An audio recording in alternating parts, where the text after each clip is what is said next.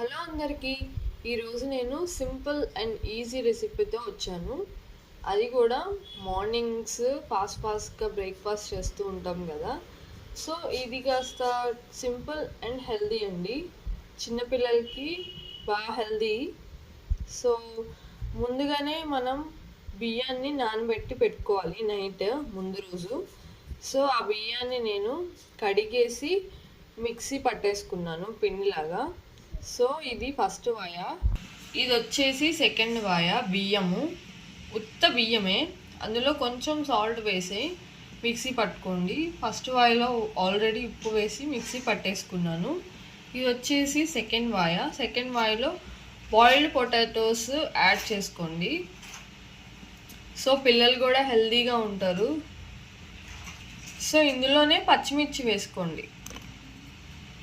ఇవన్నీ వేసేసి ఉప్పు వేసి మిక్సీ పట్టేసుకోండి.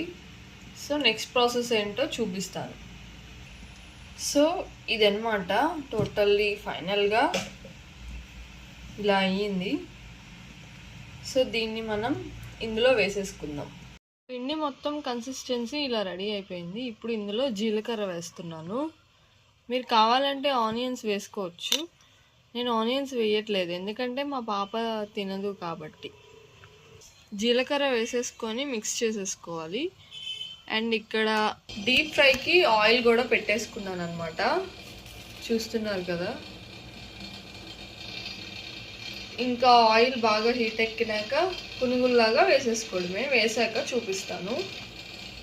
ఫైనల్గా ఇలా అయితే రెడీ అయిపోయాయి పునుగులు. ఇందులోకి చట్నీ వచ్చేసి టమాటా చట్నీ. రెసిపీ కావాలంటే కామెంట్ చేయండి.